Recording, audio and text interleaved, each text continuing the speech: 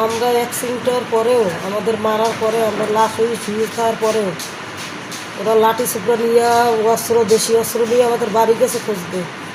তা আমরা কোন সময় আমাদের এখানে এলাকায় আপনারা তথ্য নেন যে আমাদের হাতে কোনো লাঠি কি আমাদের হাতে কোনো দেশি অস্ত্র কিচ্ছু ছিল না। আমরা আসছি চা খাইতে দুলালের দোকানে চা খাইতে আসছি এবং কথা নিয়ে ভিত্তি নিয়ে ওই মেয়ে সেফালাইছে আমাদের সামনে, তাই নিয়ে আমরা উত্তেজনা করি নাই, কথা বলতেছি তার ভিতরে ওরা আমাদের দেশীয় অস্ত্র লাঠি ঠ্যাঙ্গা নিয়ে আমাদের দুই স্বামী স্ত্রী, আমাদের কোনো ফ্যামিলি কোনো লোক ছিল না, আমাদের দুই স্বামী স্ত্রীরা ইচ্ছে মতন মারছে, দেশীয় অস্ত্র দিয়ে কোপাইছে।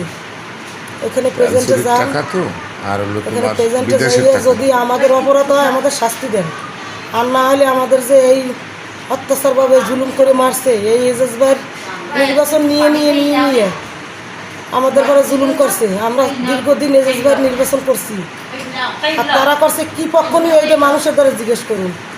আজকে আমি 5 জন মহিলা 50 জন নিয়েছি, ও 5 জন নিয়ে গেছে। এই ভিত্তিতে আমার পরে রাগ হইয়া ও আমার এই মার ধরে আমার স্বামীর পরে আমার রাগ হইয়া আমার স্বামীর পরে বলতো এই হামলা চালাইছে। আমার একটা লোকজন আমার ভাই আত্মীয় স্বজন থাকে বানিশান্তা বাজারে, আমি থাকি জঙ্গল সাইডে রেখামারি।